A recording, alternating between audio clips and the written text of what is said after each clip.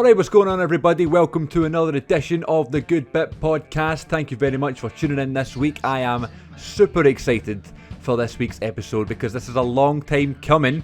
We're chatting about Teen Wolf, an 80s classic this week, a guilty pleasure of my guest. And here we go. Can you believe it? For the first time ever appearing on the channel and on the podcast, it's Mr. Chad Arms. I feel like I want to call you WrestleManiac 1130, but I feel like that's that's in the past now. Right. Well, I mean, it's all part of Chad Arms. It's all part of me. You know what I mean? Yeah. Those are back in the days. It's all there's very many variations over the years of Chad Arms. You're like Loki. You have different variations. Very. Yeah, dude. Yeah. I'm definitely a mix between Loki and Dusty Rhodes. Well, there was different versions of Dusty Rhodes. I feel like I'm missing something. There definitely was, though. So it all kind of makes sense. You know what I mean? So there was, American Dream. There was Polka Dots. There was the NXT guy. Which one are you? I feel like you're both more Polka Dots. I don't know. Yeah, I mean, I'm definitely the more. The other ones, he was just a badass. But when he came over, when he was in WWF, he had the polka dots. He had the extra little bit of style and stuff to him. I felt like. Even though Vince was doing it as a rib, I think. But yeah, people look at that time when he was wearing polka dots as if it was a rib, but did it not make him lots of money and stuff? Like he was probably quite happy wearing polka dots on TV every week. Oh yeah, I'm sure. I mean, I don't think Dusty. I think just by watching all those interviews over the years, I feel like he kind of knew what it was and just made the most of it. And I'm sure he made more money. I don't know if he made more money then than when he was with NWA though, because they were making some bang back then. Yeah, with all the Ric Flair matches and stuff. Yeah. Did you see Ric Flair's coming out of retirement to do another match? Why is he trying to kill himself in the ring? Dude, and he's doing it in Nashville where I live at. Oh, you're going to go? He's doing it at the fairgrounds. I don't think so, man, because that's my favorite wrestler. I don't want to see him do that. He's not. I don't get it. I know. Well, plus it's at StarCast or whatever, and them tickets are pretty expensive. And it's that would be the only reason I would want to go. But I'm pretty sure he's probably just doing. Hopefully he don't do much in the ring. He just comes in and does his little this or that. But I haven't even been really watching wrestling like I used to. I watched WrestleMania. Oh, what'd you think? I thought it was great. Funny enough, I hadn't watched wrestling in over almost 2 years. Really, I've watched promos here and there, but when I watched. I saw Pat McAfee surprise the shit. Can I cuss on here? Of course you can, yeah. Okay, yeah. He's surprised, because I like to say bad words. He surprised the shit out of me. Pat McAfee did, and Logan Paul did too. Man. I wasn't expecting, and I was like, what is going on with this? This dude legit could be a wrestler. Yeah, and he's saying things on his podcast like, oh yeah, Vince is like a father to me. I was like, you're right, sit down. Yeah. You probably said something about Dana White, too. Yeah, they should put him in the cage. That'd be good. Yeah. But that surprised me. I thought, not knowing, not watching wrestling for so long, I didn't really, I knew everybody pretty much. I knew of everybody. I just didn't know the storylines. Of course, yeah. Lesnar and Reigns, they've done that 60 times. And it kind of was what it is every time they fight. Yeah, it's quite a busy time for all of wrestling. I'm sure Cena's coming back soon for WWE. Reigns is killing it. So it's going to be an interesting summer, I think. I love wrestling in the summertime. There's something about it being, I know it's probably always nice where you are, but it doesn't happen all the time here where there's nice weather. So when that happens and you watch wrestling and stuff like that, it's always on really late and stuff. So I like wrestling in the summertime, Yeah, man. And what's crazy is that SummerSlam is going to be in Nashville this year. Right. And I was hoping I was going to get to go, but I'm actually we're going to be in another state that same weekend doing some show stuff for doing some Chad Arms TV content. So I'm not going to make it, but it's really dope that WWE is going to be doing that in Nashville. That's going to be big. I even think my buddy Jelly Roll may have something to do with the music or something. I think really? they may have, I'm still waiting to see about it. Yeah, man. But that's cool to me that it's coming, like a big event's coming to Nashville. Nashville's getting so big, man, which is good and bad at the same time. But we're starting to get that kind of stuff. We had the NFL draft like 2 or 3 years ago, which was big. And then now we're getting SummerSlam. It's just a matter of time before we'll get a Super Bowl. Of course. But I'll definitely watch SummerSlam. I mean, I have the Peacock app, so I'll just watch it, that night or whatever. Is it going to be 8 hours like WrestleMania or whatever? I don't know. They're doing quite well, yeah.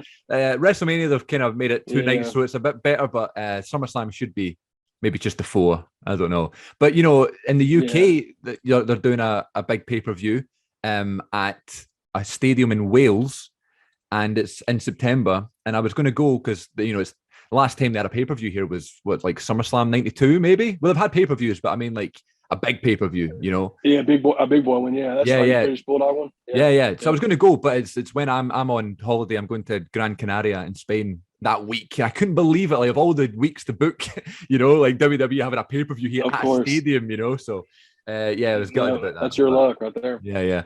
You mentioned your music. That's something I wanted to jump into. So obviously we connected through YouTube. We both had channels and stuff like that. We talked about wrestling. We talked about movies a lot. I guess we'll get into that in a second as well. But you've kind of dived more into your music career, like either full-time or a lot heavier than you were doing before. I know you did it like when you were younger. I don't know if there was a wee bit of a break, but tell us about that. It seems to be going really, really well. You're back doing shows and recording, putting out new stuff. What's been going on there? Yeah, so when me and you met, like YouTube-wise, like I started the WrestleManiac channel in 2012, okay? At the end of 2012. I was doing music nonstop from 2002 when I graduated high school until 2012. And I was going through a whole lot, and I had like a mental like not breakdown, but like I was just going through one of those times. I was having, where I was doing factory work, I got addicted to pain pills. So I kind of and I was burning out on music all at the same time.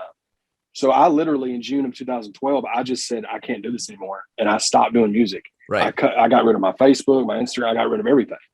And I was like, I had to do it because I felt myself like overwhelmed. And then 3 or 4 months later, man, I was wanting to reach out and have some kind of contact, with people, but I didn't. I completely removed myself from music. I said I didn't want to do it anymore.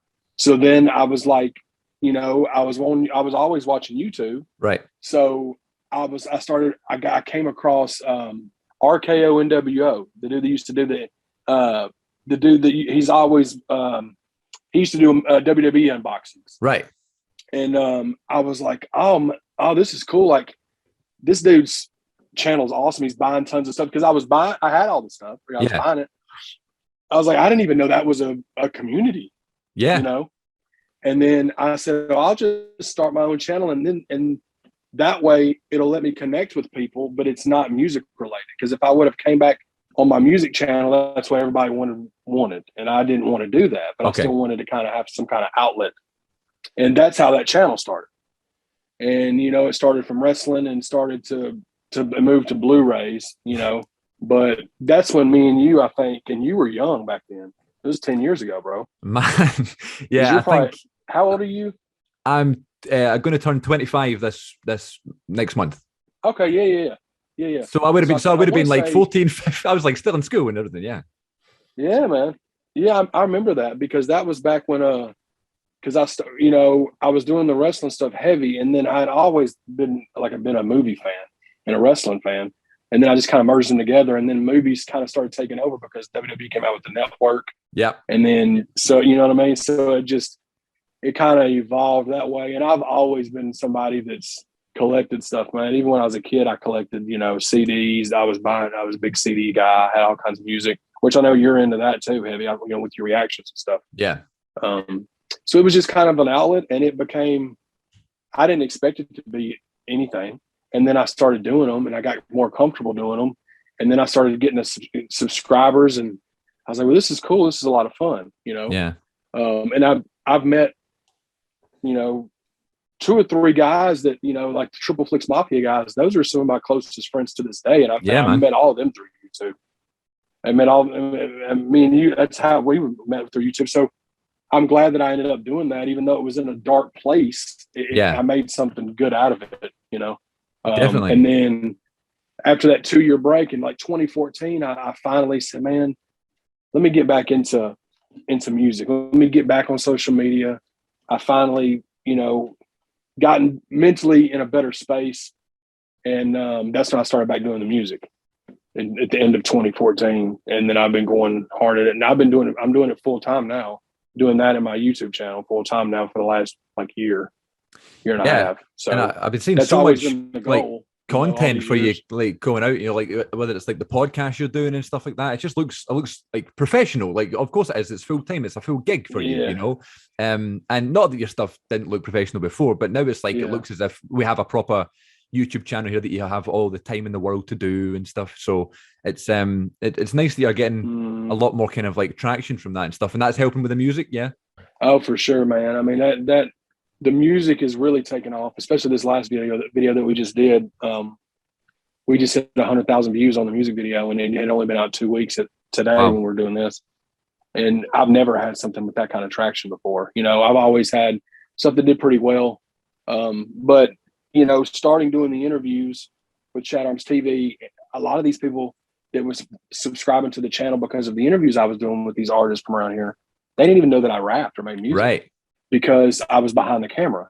And then I started releasing music and people were like, oh, this dude's good. And I'm like, well, I've been doing it for 20 years almost. They just didn't know. Yeah. So now people are catching on, and then just being consistent, and now we're fixing to drop the new album next month. So it's doing, things are doing well. It took 20 years of not making any money to get here, but that's kind of how the grind works. When you're chasing your dream, eventually, if you keep cracking away at it, something's going to end up working out, as long as you have the right attitude about it and the work ethic, which I've always had.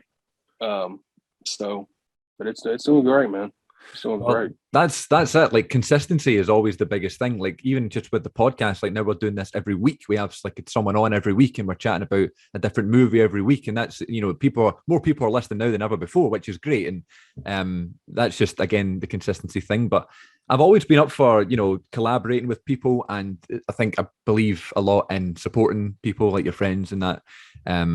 So when we were kind of chatting about movies and stuff just being on YouTube, the fact you started doing music, I had no idea you were doing music, because obviously I just knew you through doing the movies and the wrestling stuff. So when you came out with all your music, I was like, oh my God, this is great. And like, I'm sure I did a couple of reactions to your songs and stuff. I was always trying to like promote your stuff, because that's just, what you do. And it's like, in my industry, I'm a performer, an actor. That's something that you just do. You create this like network of friends, and you create this network of people and contacts. And I'm sure it's exactly the same in music. And, one of the questions that I always ask my guests when they come on, whether it's like acting friends and like, or performers, I'm always like, when did you want to first become a performer, or when did you start acting? I guess I can ask you the same question. When did you want to start performing? When did you start doing shows? When did you discover like you have a real passion for writing music and performing and that sort of thing? So growing up, man, I always loved music, but it was never rap. Like when I was a kid, I listened to country music, because I'm from the South, and that's just kind of what everybody listened to, was country music or Southern rock, like Skynyrd and stuff like that. And then like country, 90s country, because I'm older than you. I'm 38, but I was, when I was a kid, 10, 12 years old, I always was going around saying I wanted to be an Oak Ridge Boy, which they were just a classic country band. Yeah, I know them. Yeah. I would go around singing songs like that when I was little. Yeah. Well, I want to say it was 96. I was probably 13, and my sister was older than me, so she was always watching MTV and stuff, and I would watch stuff when she'd babysit me and all that. Well, one night the MTV Music or the MTV Movie, I think it was the MTV Music Awards, were on, and Bone Thugs and Harmony performed Crossroads, which was their biggest song of all time. They performed it live. Well, I'd never even really heard of rap other than like whatever comes on like Jock Jam CDs, like stuff you'd hear in movies and stuff. Yeah. I didn't really know what rap was, because I listened to country, but I heard that song and I was like, what is this? And so I started getting into rap music. And then just like I do with where you saw me when I would get into like wrestling or movies, you're full. My mindset's always been like full force ahead, right? That's when I wanted to study hip hop. And this was when I was 8th grade. Well, then as soon as I got a job, I didn't have any bills when I was a kid because you're 15, 16 years old. I had a cell phone, but that was when cell phones were new. That's how old I am, dog. Yeah.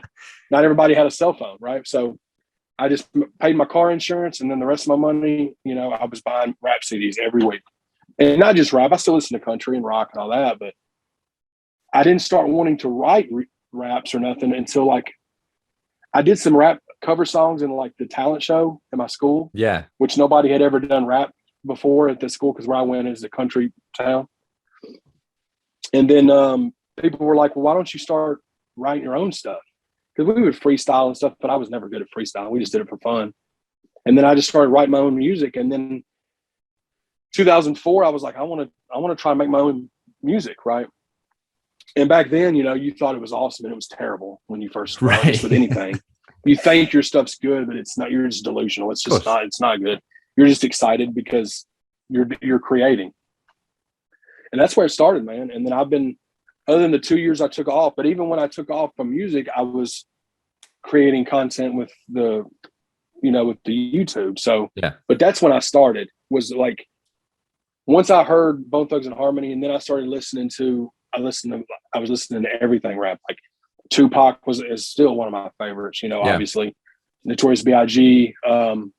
And those kind of artists. And then like artists from the South, UGK, that's my favorite. Pimp C is my favorite rapper ever. He's in a group called UGK from Texas. Okay. And, but I'm still influenced by like Leonard Skinner and a lot of, cause that's my dad's favorite band. And I've always listened to them growing up. So it's still like that Southern rock vibe, but that's how I got started into writing music, man. And then I've just, since then we've put out over 25 albums probably, since then. Yeah. It's on that are on streaming platforms now, but that's kind of where it started at though, was when I was young, when I was 13, 14, but I didn't start writing until like after I got out of high school. Yeah, cool, man. My favorite song of yours is "It's Not Every Day." I don't know why when I heard that, I just thought it was great. Absolutely. I think a lot of people say that, right? That's like one of the most popular ones.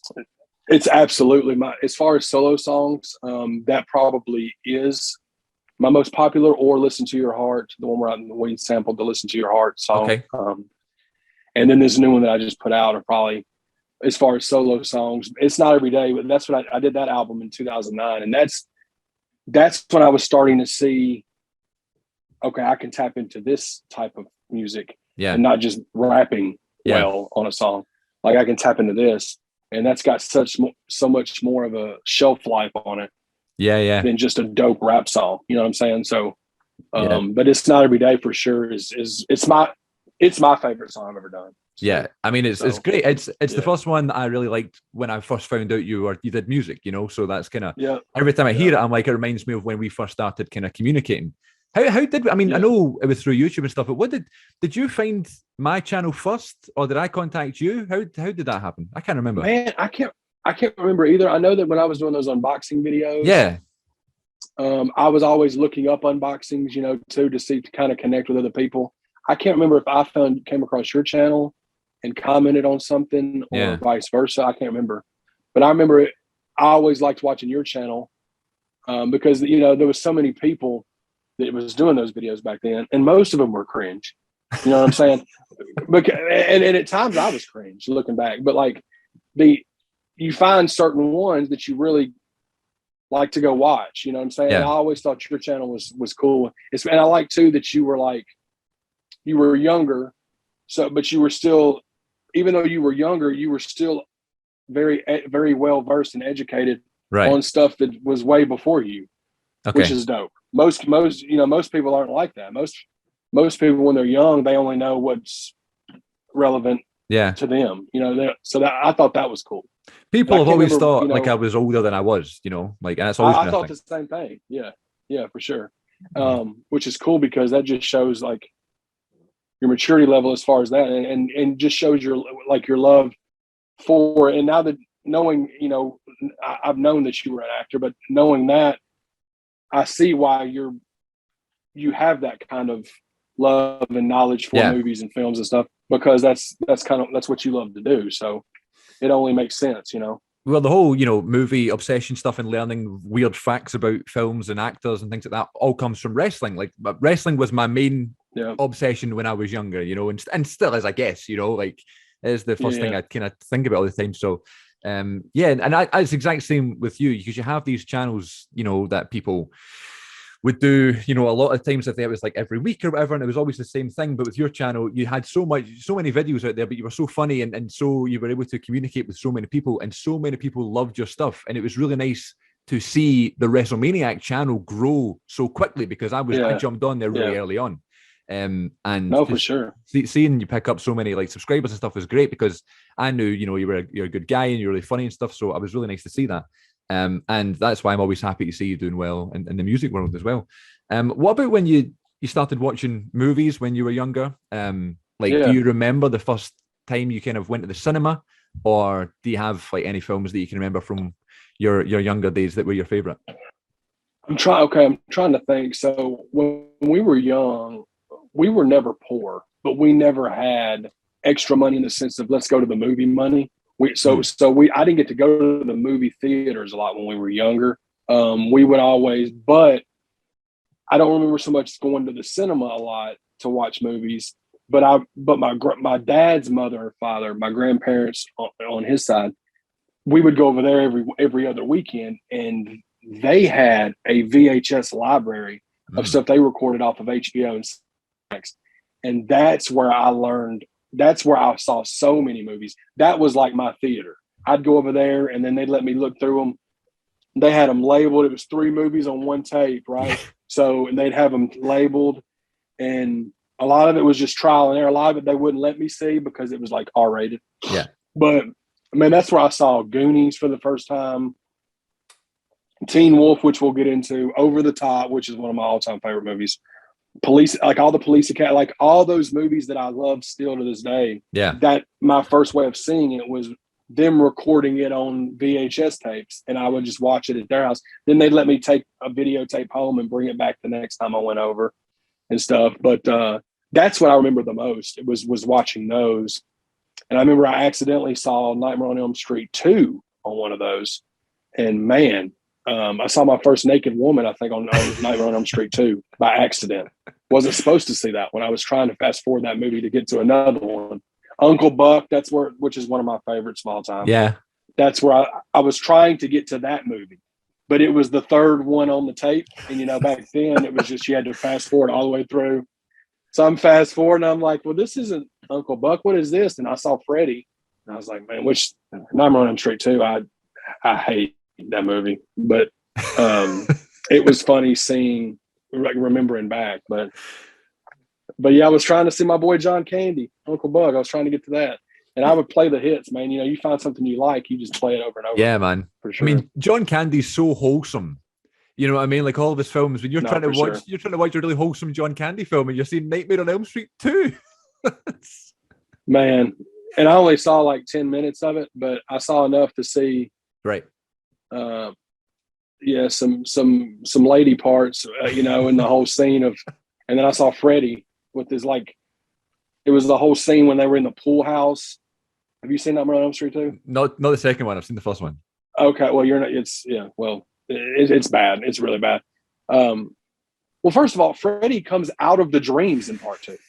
So it's like, well, that's not what's supposed to. What is that? That's not what that film is. Yeah, it's not what we're doing with this. Well, anyway, but there's a scene in a pool house where a girl and a guy are fooling around, and then the guy, Freddy ends up. Anyway, but that's the part I saw. But I remember that, yeah. But I was trying to get to the Uncle Buck, man. Yeah, and which is my favorite John Candy movie by far. Yeah. Yeah. Oh man, I don't know what my favorite. It'd probably be Planes, Trains, and Automobiles. I think that's probably my favorite John Candy. Number 2. That's my number 2. Yeah, man. But him and John Hughes both, man, went way, way before they should have. Oh, 100%. They had so many. I mean, just imagine if we would have got another at least 10 years from them. Yeah, because how many more movies? Because John, they made so many good ones, man. I mean, like the late 90s, early 2000s kind of comedies were so iconic, and they're like their own genre and their own kind of way, like that kind of generation of comedy. So you would imagine John Candy being in lots of them, and like with like Adam Sandler and Ben Oh, man. Stiller and stuff. You know? Oh man, yeah, yeah. He was so good, man. I love Great Outdoors. I love an Armed and Dangerous. It's not as everybody clowns on that one, but I love that one. I mean, there's not really any bad ones he was in. Towards the end, though, he did make a few, I guess you could say, stinkers, but that's just kind of how it works. Yeah. Wagons East was bad. I think that may have been his last one. It was really bad. One of my favorite things that like you always would do is like certain rants about films. Like I always loved watching you get like really like upset about things. Yeah. Tell me some of your least favorite films, just for the sake of it.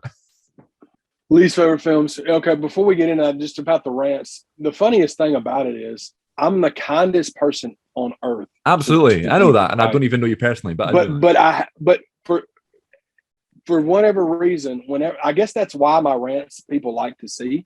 Different so many people yeah. talk about and they just like seeing me rant. As far as bad movies, man, golly. I despised the new Halloween Kills. Oh, really? I think it was complete dog shit.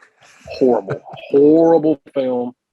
And the thing that's funny is my girlfriend, she's not a horror movie fan at all. Yeah. She just doesn't like them. She doesn't like them she don't like watching violent stuff, a lot of blood and guts and stuff.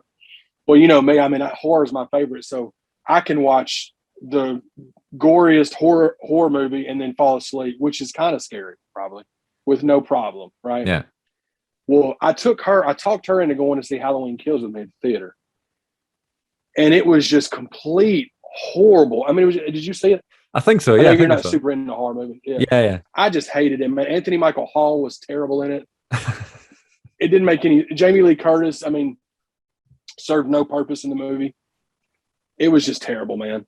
That's another one that I despised, completely hated. Was 3 from Hell.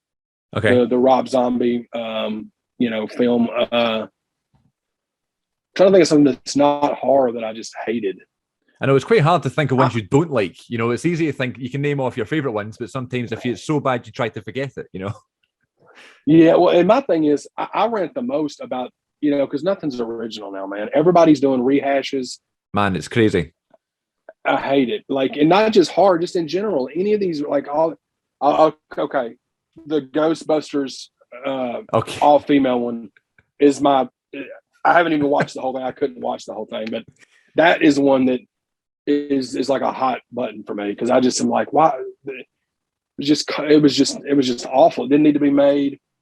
It wasn't funny. Right. This is my thing, right? So when was the last time we had a really original comedy? Every comedy now is like something 2, something 3, like a spin-off of something. And it's films that don't need to be made.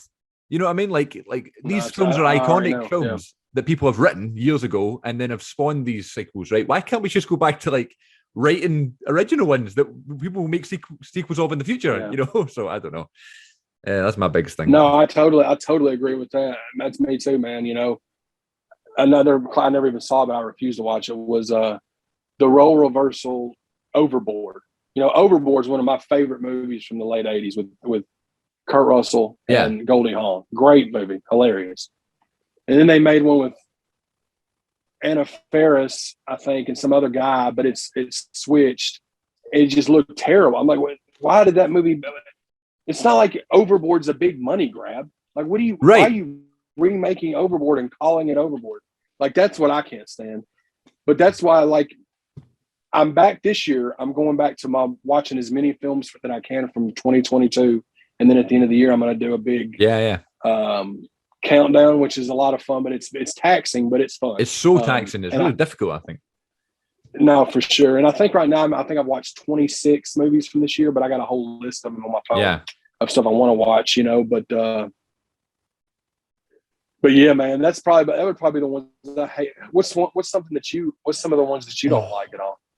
Oh, I don't know. I'm really positive. I'll try and find something that I like and everything. Mm-hmm. I'm going to need to look on my phone. I don't know. Well, recently I watched, I know you're probably going to like that one. I watched Jerry Maguire recently, Tom Cruise film. Wasn't the biggest fan of that one. But it's definitely not cool. Definitely not a least favorite film or anything, but still one that I didn't know. Right. Yeah. It's definitely one that was big in the moment that it was out. And I think it's a cool movie to me, but I've watched it twice in my life. Yeah. And both times I was like, this is a cool movie.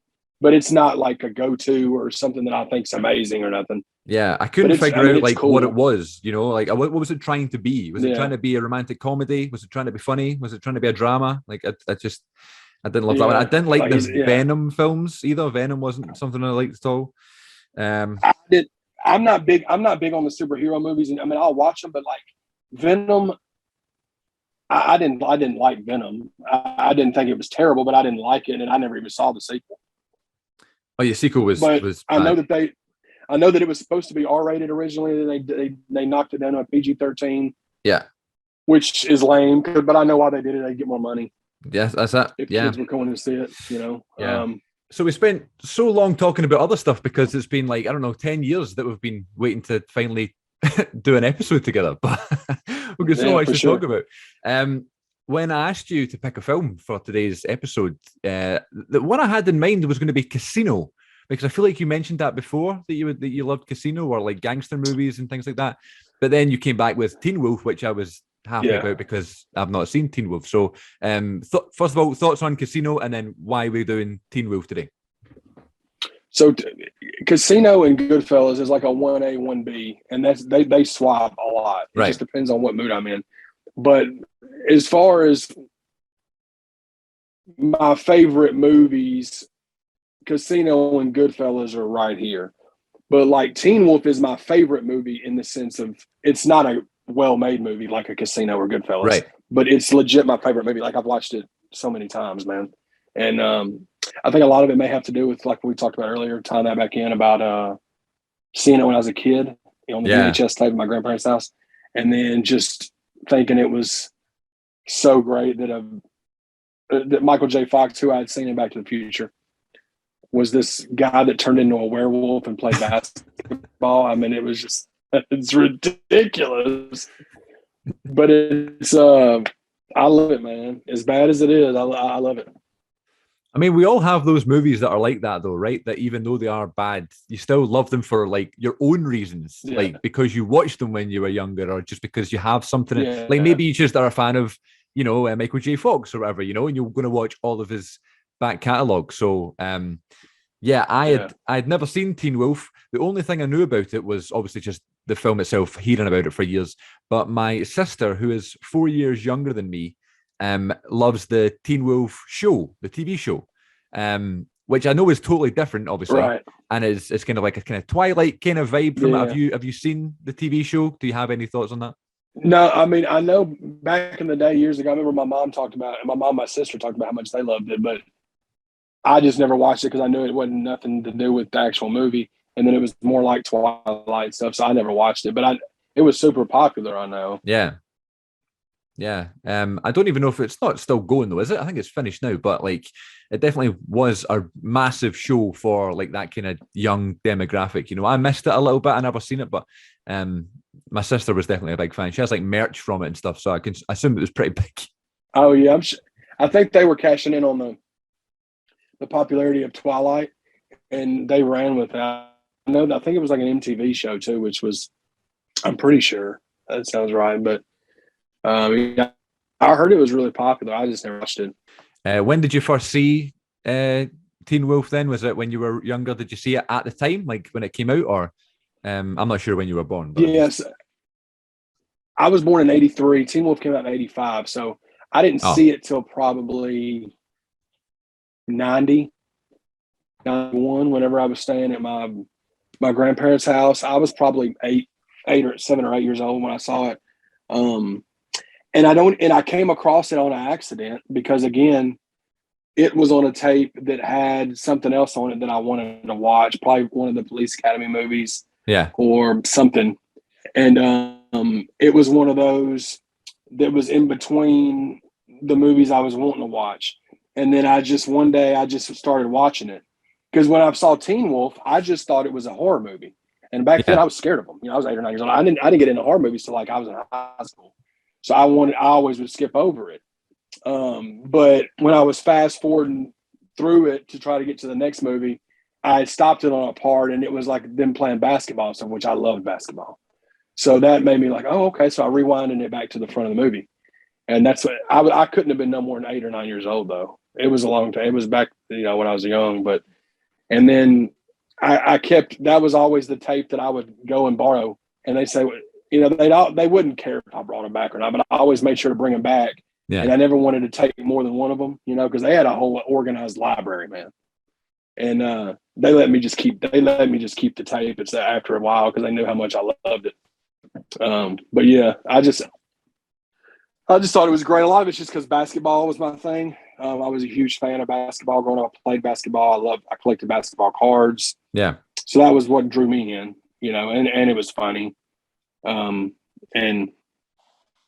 that's kind of how that started. That was my first time seeing it, though. Yeah, cool. Before we started recording, we were saying, we're not talking about Back to the Future, like Michael J. Fox's, I don't know, his favorite movie that he's made, I guess, and he doesn't speak about this one. And they both, Back to the Future and Teen Wolf, came out in 1985. I mean, he is just Marty McFly in this movie, essentially, apart from he has a bit longer hair. Absolutely was. Yeah. He definitely was. I mean, Scott Howard is Marty McFly's the same. He just wasn't time traveling. He acted the same. His demeanor was the same. He was essentially, I felt like just playing himself. Yeah. I assume that's kind of how it was. But like when it finally got a Scream Factory Collector's Edition release, right? The only special feature on the Blu-ray was an 1.5-hour documentary of the movie, which I just thought was awesome.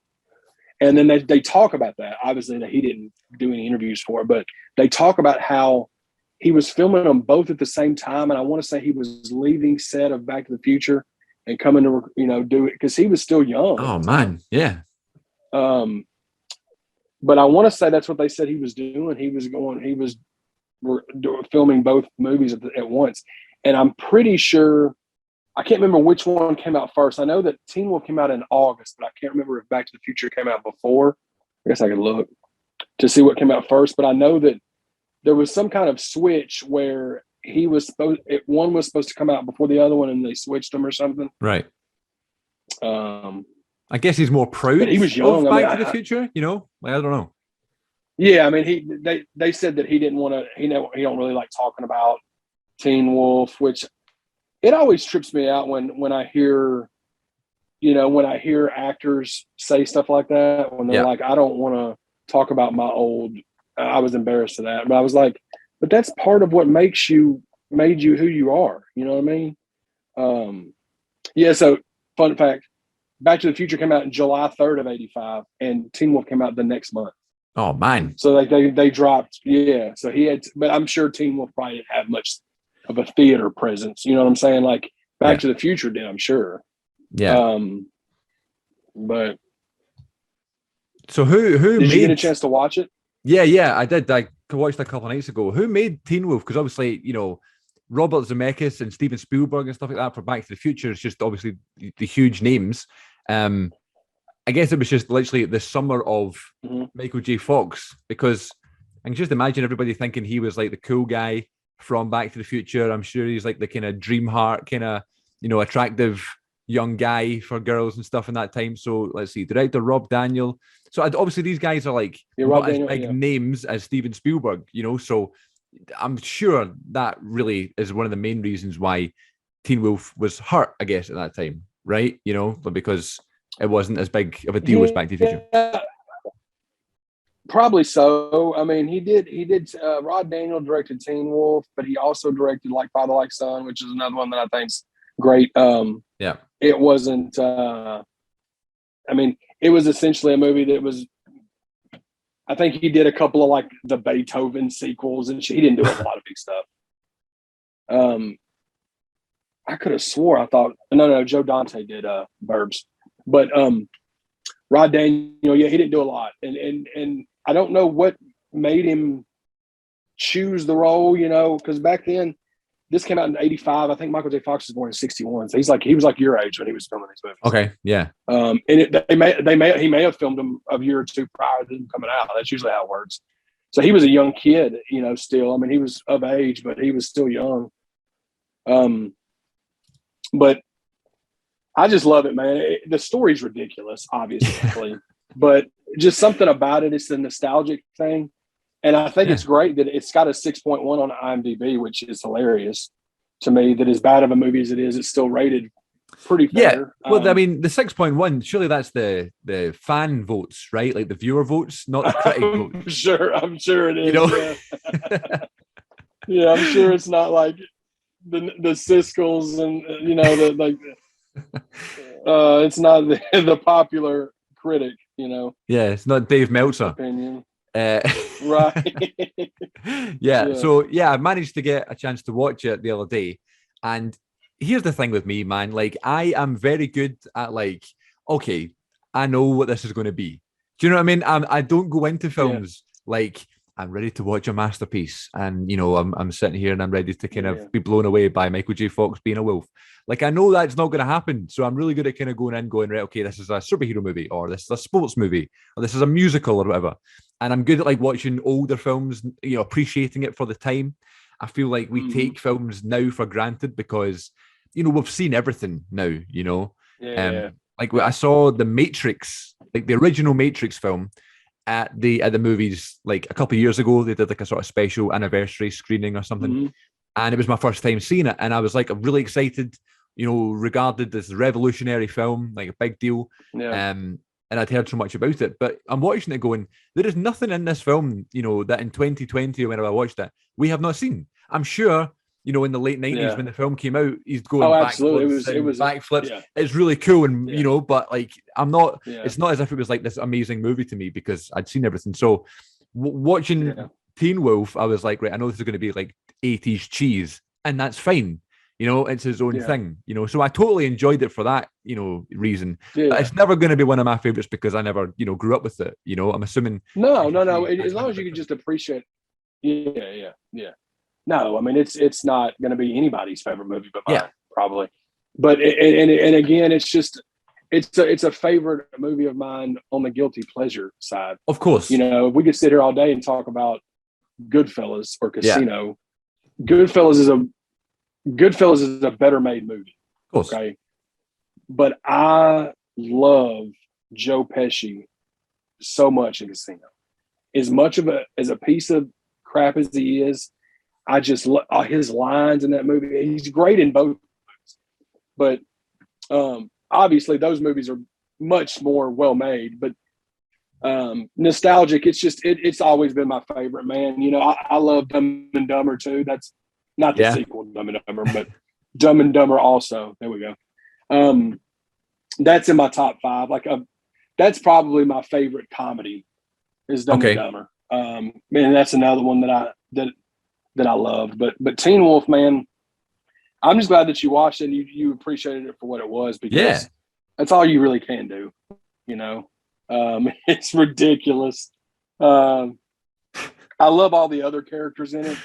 The side characters. Yeah. I love that he's got the one girl, Booth, who really truly is the much better chick, and she's all about him, but he didn't want nothing to do with her because he's too busy chasing the snobby girl that's got a boyfriend that looks like he's 35 years old in high school, which is hilarious. Everybody looks 35 and they're in high school, except Michael J. Fox. But the soundtrack's great. It's just fun, and it's one I watch probably once. I usually watch it once a week, dude. It's on my Vudu now, so I can watch it a lot easier. Once a week? I thought you were going to say once a year. Oh no, dude! I throw it just as background noise most of the time. If I'm doing stuff. Because everybody's got like comfort shows, and like Seinfeld's my all-time favorite show. Yeah, and it's constantly on.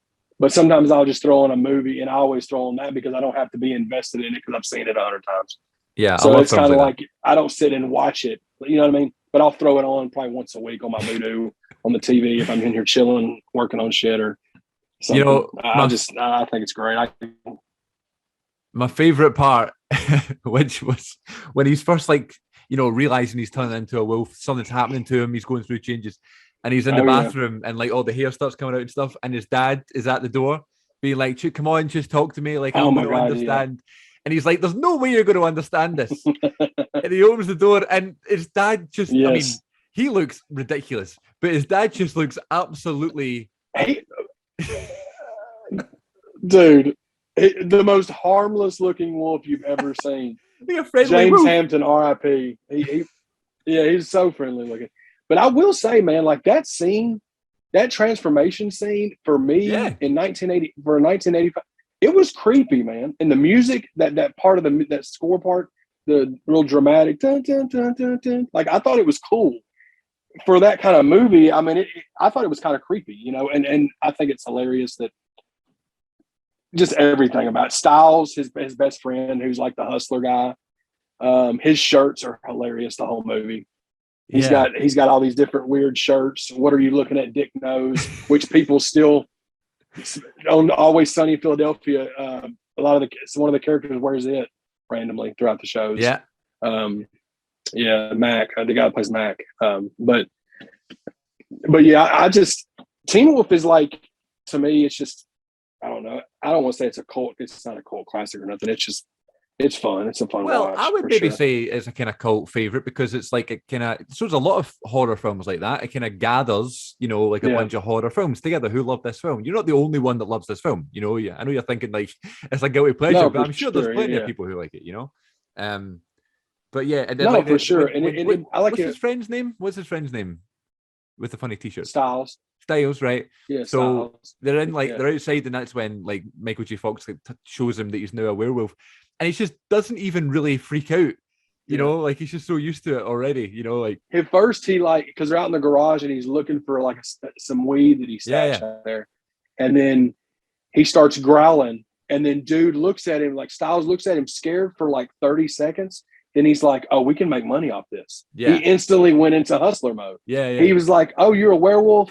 That creeped me out for a minute, but hey, look at this. We can make it was so 80s. It's such an 80s thing to just not make. I mean, no part of reality in the movie. He turns into a wolf mid game, and everybody's just watching him dribble. And then he dunks the ball. And everybody's like, "All right, hell yeah, let's play!" Like nobody cared that he turned into a werewolf from a human being.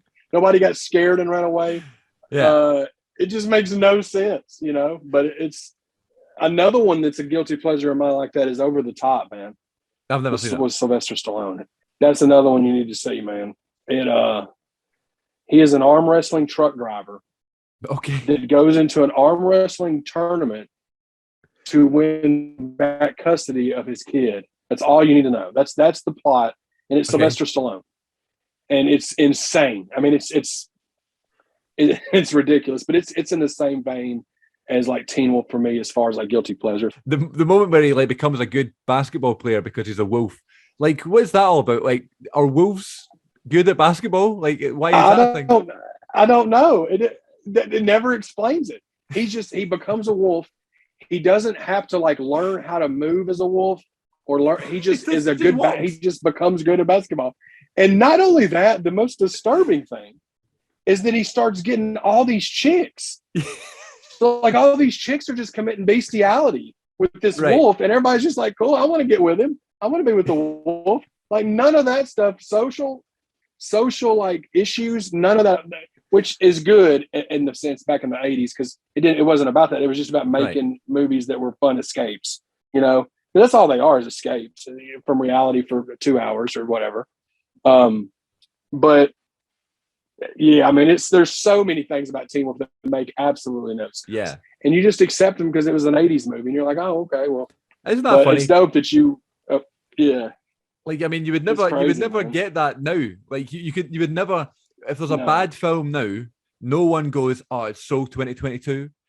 You know what I mean? Like, it's people go, "Oh, it's fine. Yeah. It's the 80s," which is so funny. Maybe they will in like 40 years, but I doubt it.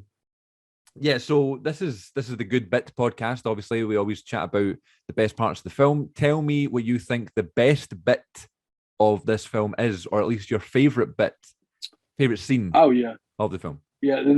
So the last scene where they're in the championship and he's going up against Mick, the guy that looks 35 years old that's in high school, and he comes back and he says, "You don't need the wolf.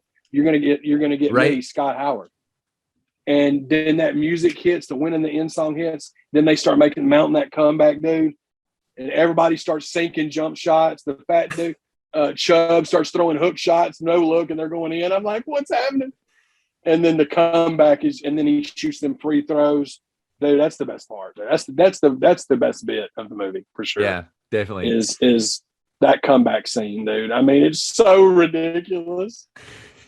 He's everybody's like mad that he's not a werewolf playing basketball anymore. He's just playing as him, and everybody's like, "No, we don't want you. We want the wolf." He's like, "No, we can do this as a team, guys." You start bringing that whole moral of the story. I guess that's the message. And yeah. they just all start turning into NBA back. They're all LeBron James. Everybody's dunking.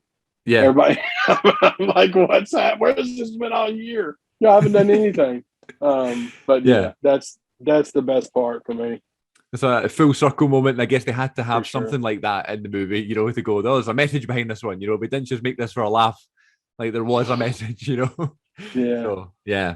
No, it was a great laugh. I really enjoyed it. And, it's not like he's able to, I was going to say, and on top of that, he gets him and Boop. He finally realizes that Boop's the one he needs to be with, like they, so it's all just classic 80s shit. And like you said, I mean, it doesn't happen like that anymore. The only thing that are like so bad they have a following now is like the Sharknado movies. Yeah. That's really the only thing I can think of, or Nicolas Cage movies, I guess. Because he just plays off on that whole so bad it's good kind of thing. Yeah. But yeah, man. Is that a Teen Wolf poster behind you? I think I can see the blazer. It's not, Chris, that's not only a poster. That is the Scott Howard jersey. Oh my God! Why did I not notice that until now? Dude, we got the Scott Howard jersey. We've got a Teen Wolf poster from Scream Factory, and then another Teen Wolf like old school movie poster. I got at Orphanage. I didn't even. We got a shrine of Teen Wolf. Yeah. I mean, he's got Scott Howard Beavers number 42. That's Scott Howard's jersey right there. I wrote that down. It's number 40. It's number 42, and I'm CM42 TV. How funny! Yeah. You are, dude. See. If they make another Teen Wolf, dude, you could be it. I can't grow facial hair. You could be Scott Howard, dude. No, I'm too light haired. Well, neither did he. But I mean, you saw Michael J. Fox in the movie. He didn't have facial hair. You become the wolf, dude. That just all happens for you. You're gonna start dunking. Yeah, well, listen, I'm quite tall. One thing I'll never. Don't you ever? You are tall, yeah. Yeah, I'm like 6'3". I'm like 6'3", and I used to 6'3". I used to play basketball when I was younger. I used to play for like a youth team, and like I love basketball. It was one of the only sports I was good at, and for some reason, like at the summertime, they just like shut down the club and said, "All right, well, we don't have any money to go again next year, so this is the last class," and then that was it. Like I never went back. So, that's a lie.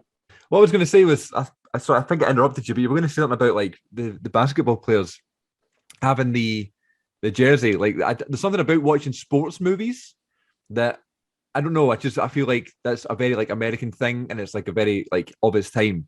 When you're like inside the game. Like, are there any other sports movies that you like from that kind of generation? Oh man, yeah. I mean, there's so many. Like The Program, football movie. The Program was probably my favorite. It's from the '90s though. And Varsity Blues. Varsity Blues is my favorite football movie, which is again from it came out when I was in high school.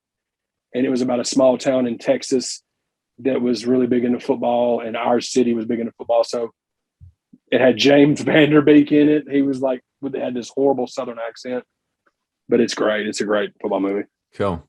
All right. Well, as we wind down here, tell me, what does Teen Wolf mean to you going forward? You're going to keep watching it every week. Is it one you're going to like watch over and over again for the rest of your life?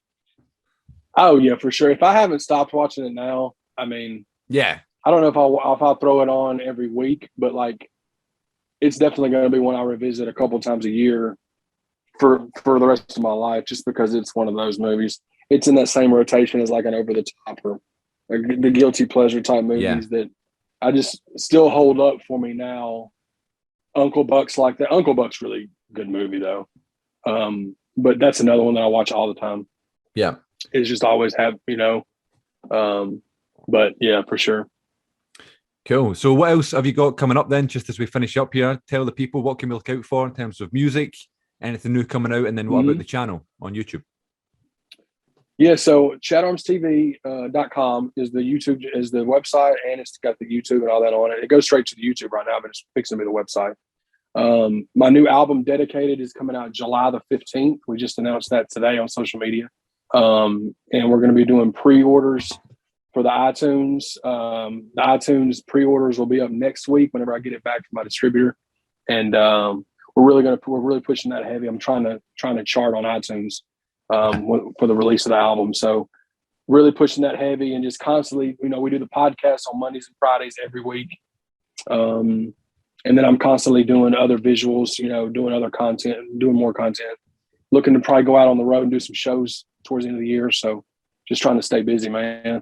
Chatty Bobby 1130 channel is still up. I don't upload on it anymore, but I'm thinking about doing movie review type content on Chat Arms TV.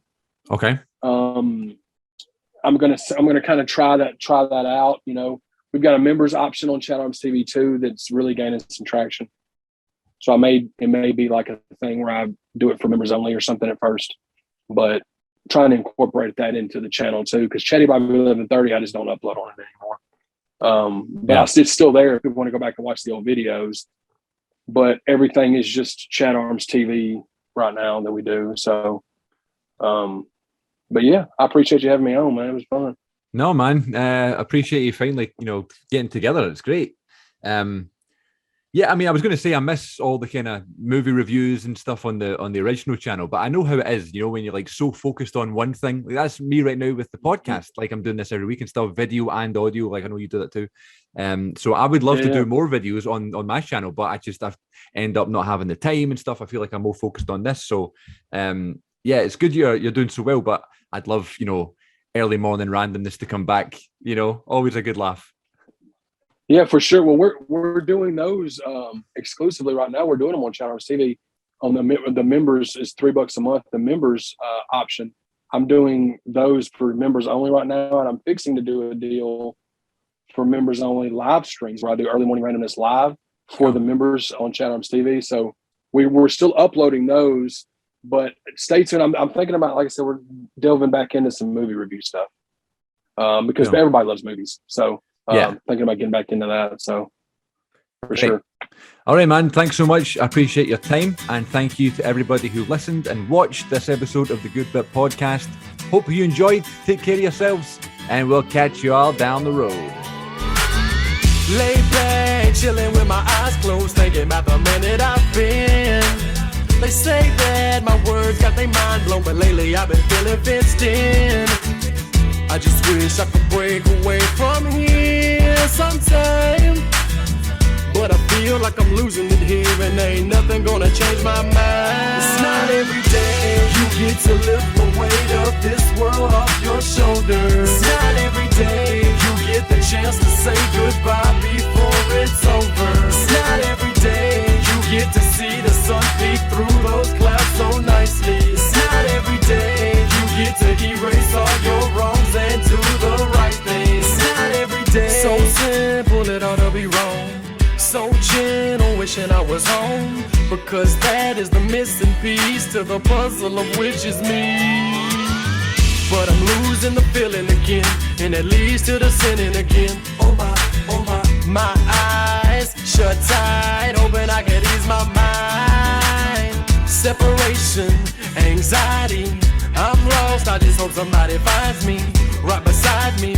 He reminds me, call it perfect timing. It's not every day you get to lift the weight of this world off your shoulders. It's not every day you get the chance to say goodbye before it's over. It's not every day you get to see the sun peek through those clouds so nicely. It's not every day you get to erase all your wrongs and do the right thing. It's not every day. I just take things day by day, but I feel as if I'm fading away.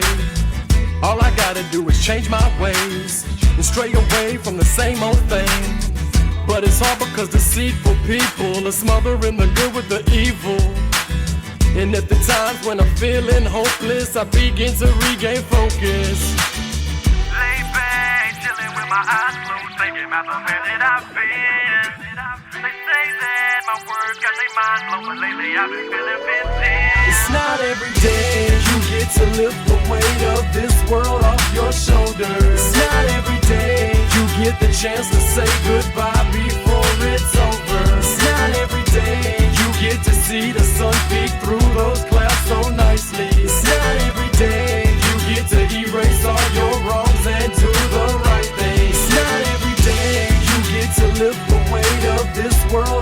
your shoulder. It's not every day you get the chance to say goodbye before